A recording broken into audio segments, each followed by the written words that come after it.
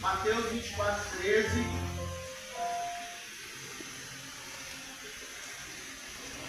É apenas um versículo. É para cada um de nós que estamos aqui. Para você que já tem uma longa caminhada na fé. Para você que está iniciando esta caminhada na fé. Com o objetivo de chegar no céu. Mateus 24, 13 está escrito assim: mas aquele que perseverar até o fim será salvo. Do que depende a salvação? Do que depende a salvação?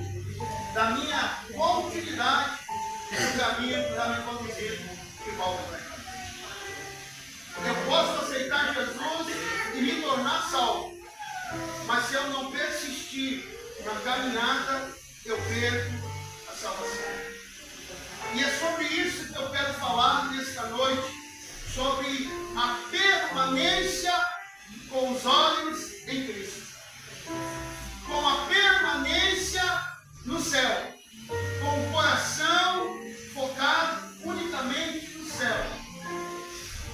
Esse casal que a gente discipula, lá em Santa Catarina, batizamos a Sara. O esposo ainda não, mas daqui a pouco ele se batiza também. E ela falou para mim, eu perguntei como é que foi a semana deles, eu disse, e aí Sara, como é que foi a tua semana? Como é que foi a semana do esposo, da esposa? E ela falou, pastor, eu estou no livro de Colossenses, no capítulo 2.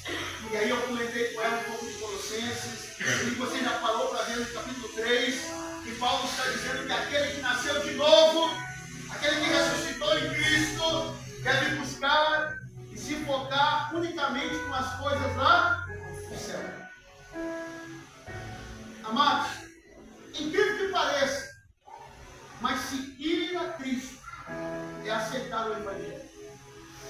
É uma mudança que acontece radicalmente na nossa vida.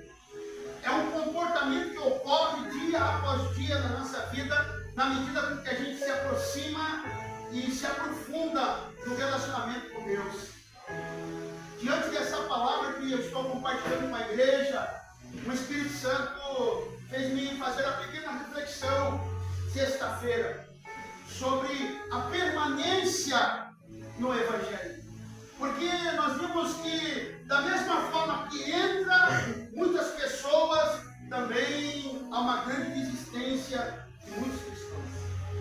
E nesse mesmo capítulo de 24, versículo 12, antes do 13, no versículo 12, Jesus está dizendo, e por se multiplicar a iniquidade, o amor de muitos esfriará.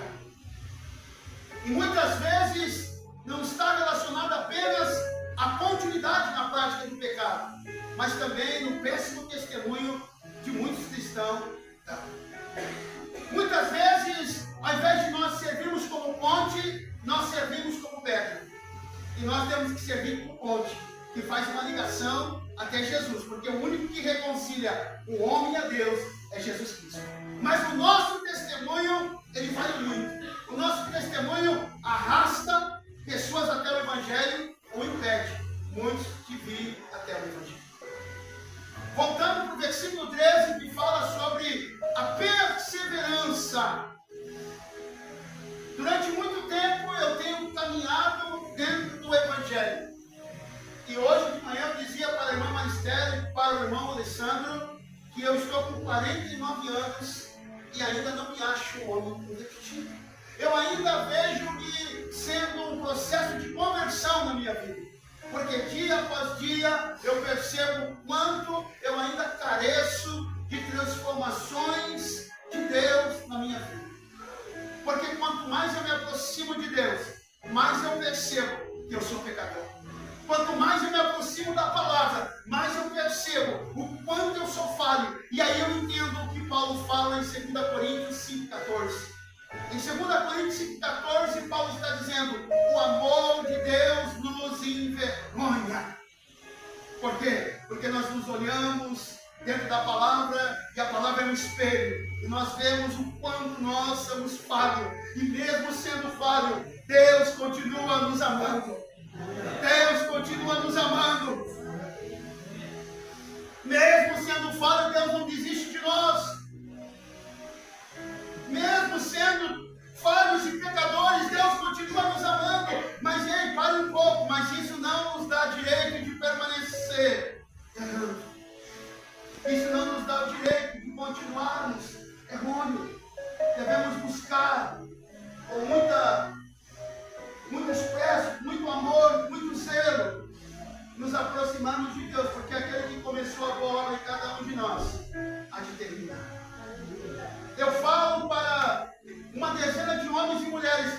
coração perfeito.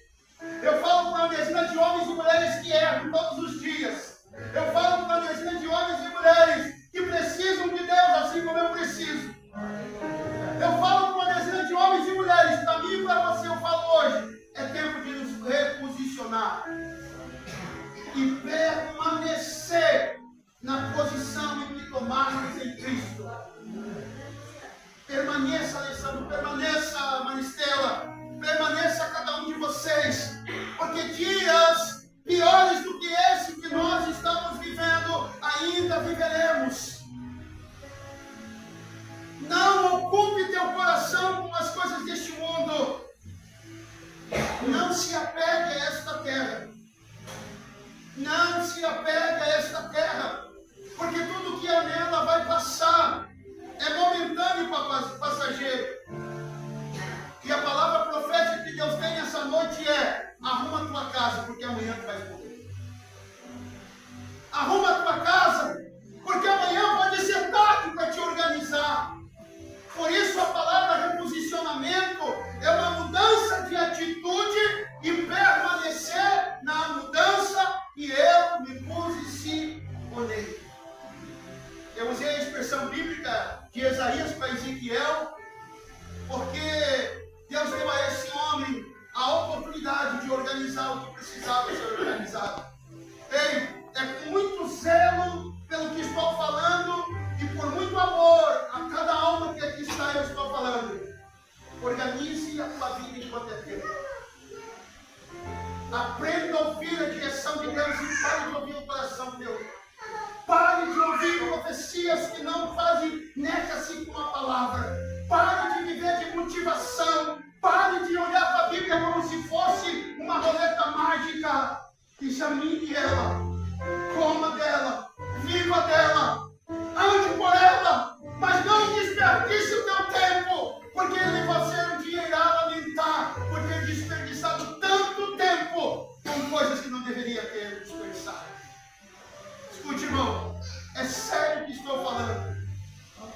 Deus está nos dando tempo de reposicionamento.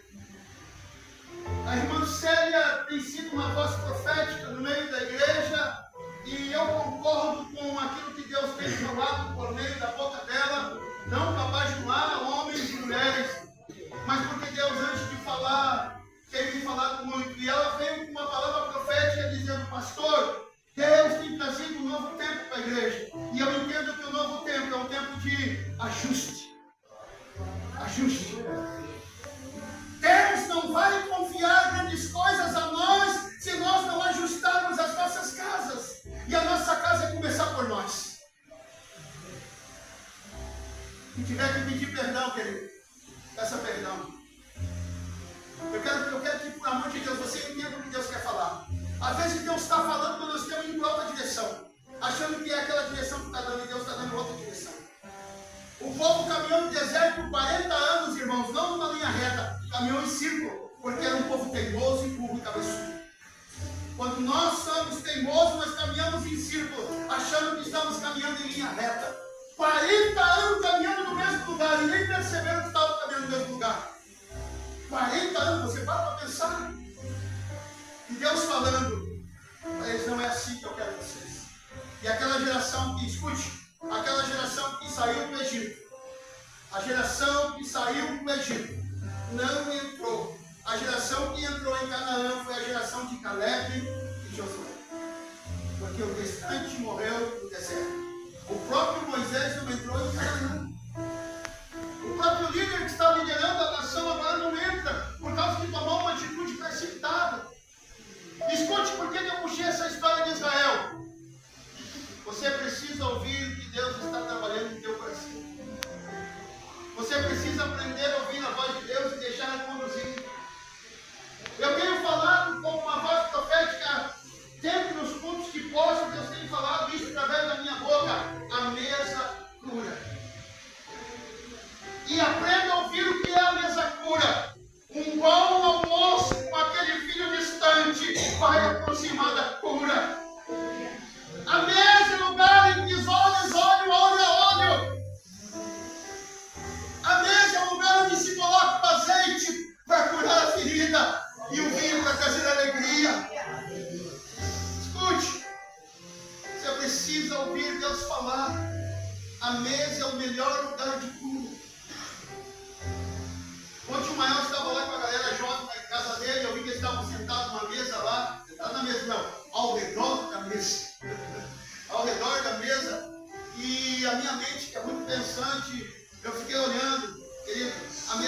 de confrontamento. É um lugar de compartilhar, mas também é um lugar de confrontamento. É um lugar de cura. Escute, Deus está tratando com muitos de nós aqui. Mas muitos de nós não estão entendendo o tratamento de Deus. Você precisa parar para ouvir Deus falar. O tratamento na tua vida começou. Esse é o novo tempo. Você precisa ouvir o que Deus está fazendo. Não orgulhe, não esperneie. Simplesmente aquiete o coração e ouça Deus trabalhar. Se aquele que um dia te feriu bater a porta da tua casa, não se murmurie. É Deus tratando você através daquele que te feriu. É tratando você através daquele que te feriu. Por isso nós não devemos nos gloriar. Não te espante se pessoas não te visitam como visitavam com regularidade. É um processo que você precisa observar. Qual foi o vento que levou para longe o que estava tão perto? O que saiu da minha boca que gerou essa divisão? Ei, pai, eu ouvi Deus falar, porque Deus falou hoje. Em Catuípe tem uma senhora chamada Marivane. Essa irmã engravidou quando era solteira e o pai trocou de casa. E aos 41 anos, essa irmã, ouvindo uma palavra, entendeu que ela precisava perdoar o pai. E durante todo o tempo em que ela saiu de casa, ela não voltou mais a procurar o pai. Mas ao ouvir uma palavra, ela entendeu que precisava procurar o pai. Ela foi ferida, mas ela resolveu buscar a cura. Sabe por que eu estou falando que a mesa cura? É preciso reunir a família às vezes para sentar e perguntar para a família: como que você acha? Como eu estou sendo como pai para você? Como eu estou sendo como mãe para você? É preciso encarar. A cura só acontece quando nós encaramos. A cura só acontece quando eu estou disposto a ser curado e confrontar-me e ser confrontado. Por isso, nessa noite eu digo para você que está aqui nesse ambiente, permanecer no Evangelho é a melhor coisa que nós devemos ficar. Persevere. Pare de perder tempo. Querido, eu tenho dito no meu coração: se você tiver que parar com o teu trabalho ministerial para cuidar da tua casa, cuide da tua casa primeiro, mas para com o trabalho ministerial. Porque não adianta ganhar o mundo e perder a tua casa. Se tiver que parar com tudo que você está fazendo até agora, dentro do ministério, para cuidar das tuas feridas familiares, pare, mas cuide da tua família. Por amor de Deus, é tempo de reposicionar a nosso coração a Deus. Esse é o tempo de cura. Esse é o tempo de cura. Se tiver que começar do zero, comece do zero. Mas comece certo agora. Comece organizado. Comece correto. Se tiver que chamar, chame. Chame, querido, porque isso faz parte da permanência do Evangelho. Ser discípulo é ser seguidor e obedecer o que o mestre mandou.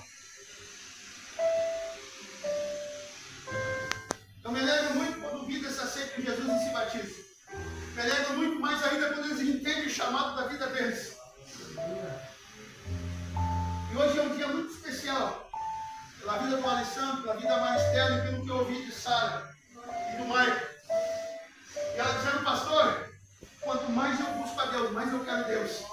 E eu já estou entendendo o que Deus quer de mim aqui nessa cidade. Eu digo: glória a Deus. Eu nunca vi uma evolução tão rápida de uma pessoa dentro do Evangelho. Então eu vejo que Deus tem pressa.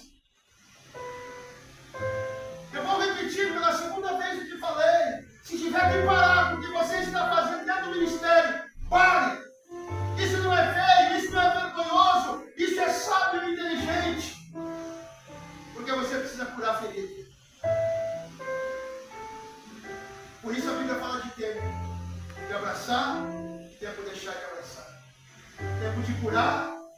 de deixar de curar. Nós vivemos esse tempo aqui de ajustar. Cuida da tua casa, cuida da tua vida. Não é um puxão de orelha, não é um desabafo, é o Deus ministrando no nosso coração, dizendo para nós cuidar do que é nosso. Mas depois cuidar do que é do outro. Cuidar do outro. Se eu não cuido do que é meu, como é que eu vou cuidar do outro? Um dia meu filho vai estar no inferno e o filho do vizinho vai estar no céu, porque eu cuidei mais do filho do vizinho do que do meu filho de dentro de casa. Porque eu olhei mais para o outro de fora e não julguei pelo que está dentro de casa. E Deus vai te cobrar isso. Então pare com tudo que você está fazendo e se reposicione em curar as tuas feridas. Cure as tuas feridas. E então depois volte, mas não te afaste. Dar tempo não é se afastar, é permanecer sendo moldado por Deus. Eu não estou colocando ninguém de banco aqui, queridos. Não entenda isso, porque já falta de maturidade se você entender isso. Eu estou dizendo que Deus está dizendo para mim e para você hoje.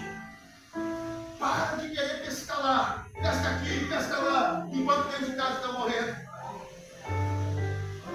Essa semana, um amigo nosso, que foi membro dessa igreja, que é o Kleber, a gente chama de missionário Kleber, foi um ancião muito ajudador nessa obra, ele me auxiliou muito. Ele coloca no grupo de oração, e ele colocou lá um índice de doutor do Paraná, que fala na memória, aqui não está na minha memória certa, de índice de crianças cometendo suicídio. E aí eu quero comentar com a irmã Jaque, nós podemos fazer alguma coisa.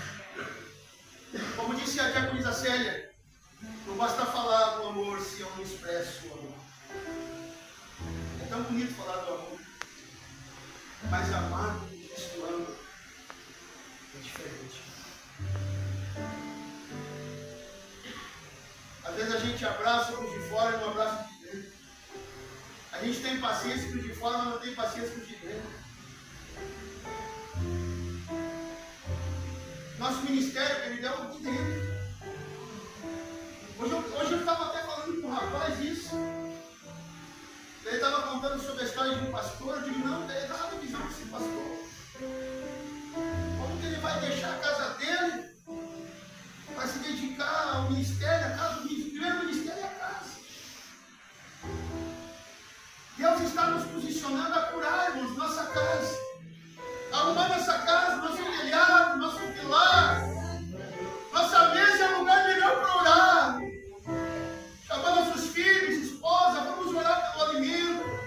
E ali produzir a palavra de Deus. Ali deixar que o Espírito Santo deixe que a pessoa exponha a dor dela.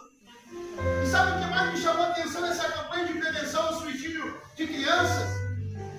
É que o doutor estava dizendo que as crianças estão dentro de um ambiente de casa e estão pensando em se matar. E muitos delas até praticam o suicídio dentro de casa. O que é isso? Você que é inteligente está dizendo que a gente está olhando lá do outro lado. Não está olhando bem dentro do nosso ambiente. Hoje é dia de nós rasgar o coração e jejuarmos pelas nossas causas e a nossa família. É tempo de permanecer no caminho, orar pelas normas, pelos erros. Querido, nós não vivemos mais nos tempos em que nós escolhíamos mulher para os nossos filhos e esposo para nossas filhas. Hoje eles têm as suas próprias decisões e é o nosso dever orar e jejuar para que eles sejam bem abençoados, sucedidos, aconselhá-los, mas não tomar decisões por eles. Ei, nós estamos perdendo uma geração, querido. Ontem eu falava em gratuito. Nós estamos perdendo uma geração. Olha para os filhos da Maiara, os 2 gêmeos ali, os Antônio. Que a Maiara continue perseverante nesse caminho que leva ao céu. Porque depois de grande, o Antônio, eles vão tomar uma decisão.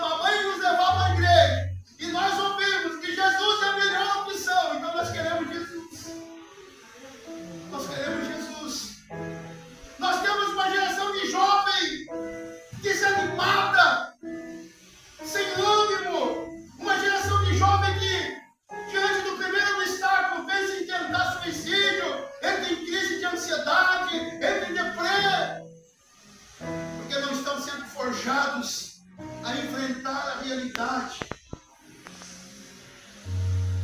Quando você aceitou Jesus, Jesus falou para mim e para você, no mundo, ele é o meu pai que se diz filho, você vai tomar cacete lá fora, mas permanece com ânimo, porque eu sou contigo. Você vai apanhar, mas encara, porque faz parte do amadurecimento, faz parte do crescimento. Nós temos uma geração de crente que não sabe passar luta. No primeiro destaque, espernei. Às vezes, como pastor e como cristão, eu fico lá em casa pensando. Eu fico pensando. E ontem lá em Gabriel eu ouvi os irmãos comentando, compartilhando. Tem um irmão lá que, desde o dia que eu batizei, ele abre a boca só quando tem que abrir. E quando abre, é batata. É um ancião, eu acho que é engraçado. Ele abre a boca e é batata que ele fala.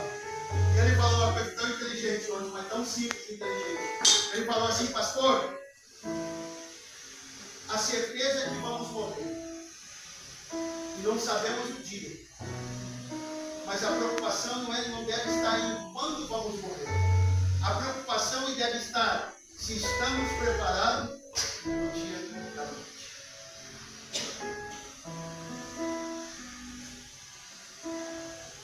É uma verdade. Quantos cristãos, irmão, desistem no meio da caminhada? Quantos desanimam diante da primeira obstáculos? Olha o que Abacuque falou. Quem lê o livro de Abacuque já vai entender. Abacuque no capítulo 3 ele fala assim: ainda que a figueira não floresça, ainda que os gados nos corrais morram, ainda que as uvas morram, ainda que o campo não produza. E ele começa a dizer: eu todavia me alegrarei no Senhor. Eu todavia me alegrarei no Senhor. Porque ele está dizendo: eu todavia não vou continuar servindo ao Senhor, porque isso faz parte da minha vida cristã. Pastor, então nós vamos ter um evangelho de sofrimento? Claro que sim. Vamos ter um evangelho de alegria? Claro que sim.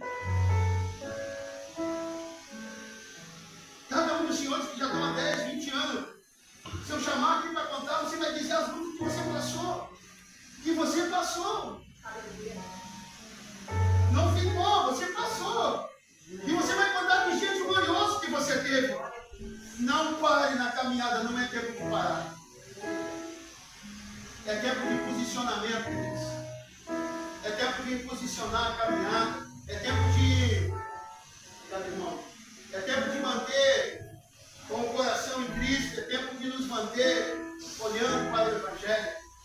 É tempo de tirar os olhos do mundo. Irmãos, esse ano eleitoral, eu vi tanta corrupção de tantos cristãos. Por causa de 50 pila, por causa de 100 pila. Esquecendo que a palavra diz que a nossa palavra tem que ser sim, sim ou não, não. Passou disso, é de amor. E o pior de tudo, que essas mesmas pessoas esquecem que isso é um pecado. E que Deus não gosta. E está anotado para o dia do juízo, se nós não nos arrependermos. A pior parte para nós cristãos é chegar no céu, ou na entrada do céu. E está escrito lá em Mateus capítulo 7, versículo 22. Apartai-vos de mim, não vos conheço. Mas Senhor, não vos conheço.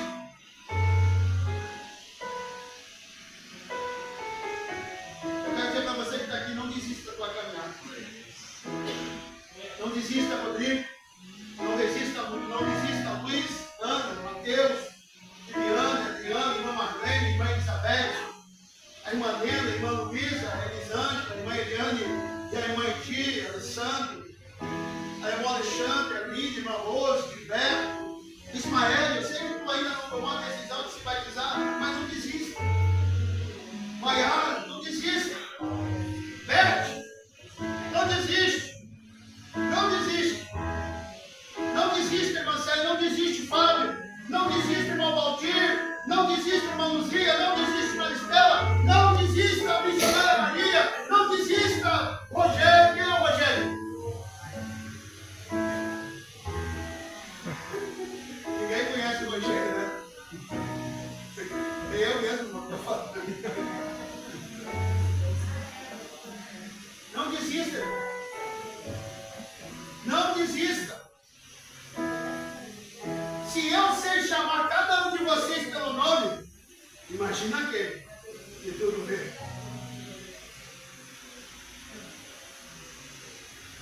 Hein? Aquela voz é de estremecer a perna, é de enfiar a cabeça no buraco e não querer sair de lá, só de ouvir a voz dele. Agora, se nós ouvimos a voz dele dessa forma, bem-aventurado, porque perseveraste, entrai pela porta, pelos átrios, possuir esta terra que está criada antes da fundação do mundo para vós. Sofreste perseguição por amor a mim, mas não negaste a tua fé em mim.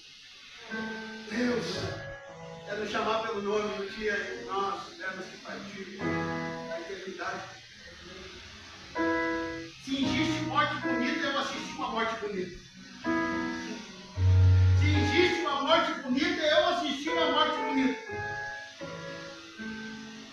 Pelas experiências de morte, eu assisti uma morte bonita. E se a Elisângela me permite, eu vou falar. O esposo da Elisângela estava muito mal. Por volta de umas 11h30, isso aí? 11 horas. E ela me ligou, não sei se foi ela, se foi a Edith, e eu fui orar. Eu nem orei pelo homem. Eu a segurei na mão, a gente chamava de preto ele, a segurei na mão do preto e disse: preto, os anjos de Deus estão aqui para te recolher. Eu falei isso. Falei ou não falei isso, irmão? E o preto fechou os olhos. O corpo ficou. E a alma foi. Foi a morte bonita que eu assisti. E aí, quando eu falei isso, eu me lembrei de Lucas capítulo 16. E os anjos de Deus pegaram o Lázaro e levaram para o céu. E Abraão, aleluia. Ei, persevere pela tua casa. Organize o que tem que organizar. Irmão, se tiver que parar de cuidar de alguns, pare. Cuida dos teus primeiro, tem que cuidar dos teus. Eu estou dizendo com isso que vamos nos tornar cristãos egoístas, mas cuida dos nossos. Vamos cuidar dos nossos primeiro. Para que amanhã e depois você mesmo não tenha que lamentar por não ter cuidado dos teus. Nós temos o filho de Samuel.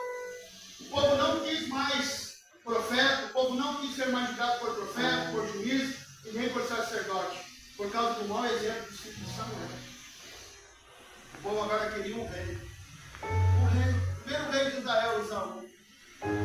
Ei, vamos cuidar daquilo que Deus nos deu como herança. Quantas vezes a gente levanta de madrugada orar por bem e orar, e a gente não faz o mesmo empenho pelos nossos. É uma verdade ou não é? A gente faz um empenho imenso, mas pelos nossos a gente já conhece a verdade.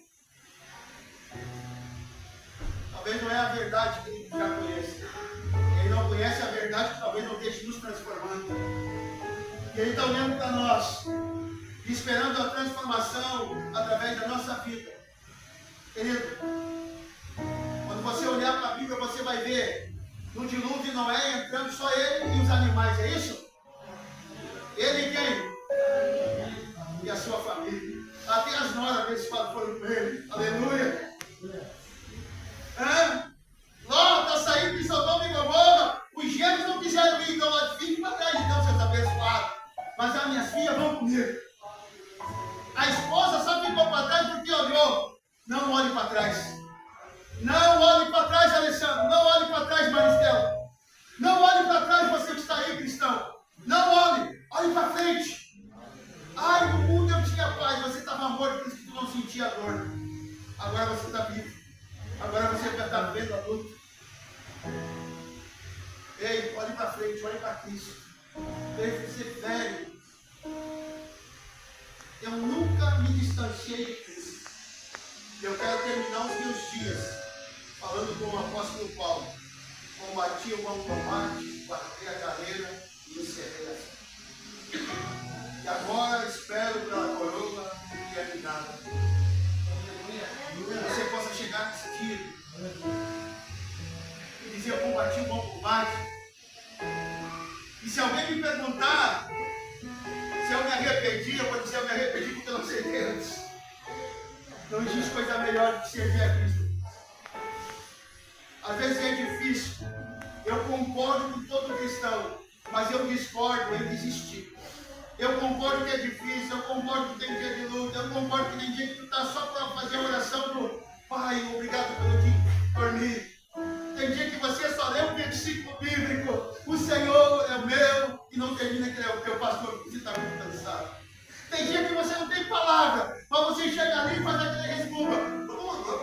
Mas você falou. Você falou. Mas vai ter dia que você está com aquele gás. Está queimando. E é essa perseverança que nós temos que continuar queimando. Queimando pela presença dele. Querendo Deus. Esse ano, para mim, eu estou encerrando como um ano abençoado. Temos uma neta abençoada. Temos voltando a fazer aquilo que eu sempre gosto e fui chamado para fazer, que é ir para a rua, falar de Jesus. Confesso para você que eu estava triste, estava abatido nesse quesito, porque eu não conseguia me ver nesse canto de parede fechado. Eu queria ir para a rua, mas eu não encontrava pessoas dispostas. E aí Deus levantou umas mulheres muito mais loucas do que eu ainda, muito mais animadas do que eu. E eu digo: é nessas mulheres que eu vou me escorar e vamos embora. Vamos lá. Saímos da vigília uma noite ali, fomos para a rua, o Luiz tocando violão. Na frente que o Luiz cansava, pegava o Rodrigo, e não foi bênção dentro do bairro. E a gente está fazendo os lanches que vocês estão comprando aí, até a menina maluca ali, para vender depois. Irmãos, e eu comecei a perceber que a igreja ela tem força. A igreja tem força. Talvez você não vai, mas você está dando condições para outro ir. E você está somando também. Está vindo na tua conta também. Quando você não pode ir, mas você está dando condições para que outro faça a obra.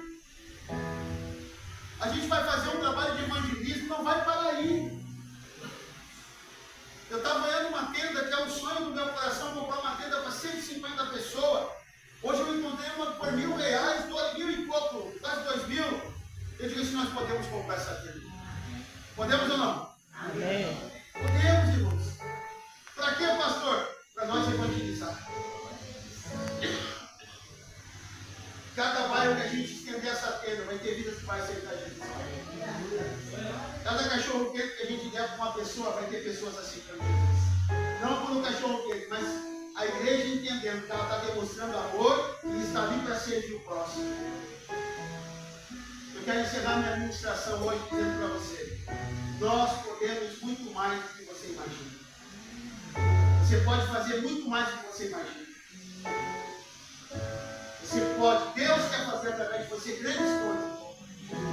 Por isso não pare, mas foque no Senhor. Porque se você focar no Senhor, Deus vai fazer através de você coisas que você nem imagina, coisas que você ainda nem fez, mas que Deus quer fazer através de você. Nós estamos indo na casa da irmã Elizabeth, cada 15 dias, está sendo uma bênção. Às vezes nós temos uma galera, às vezes temos 4, às vezes temos uma galera, às vezes temos 4, mas a perseverança vai alcançar vidas. Daqui a pouco pessoas vão dizer: eu quero aceitar Jesus, porque eu entendi que Jesus é a melhor opção de vida para isso. Por isso eu digo para você, irmãos, Deus investiu em nós e quer que nós faça valer a pena o investimento do céu. Faça valer a pena. Guarde o que Deus falou profeticamente nessa noite. Se tiver que parar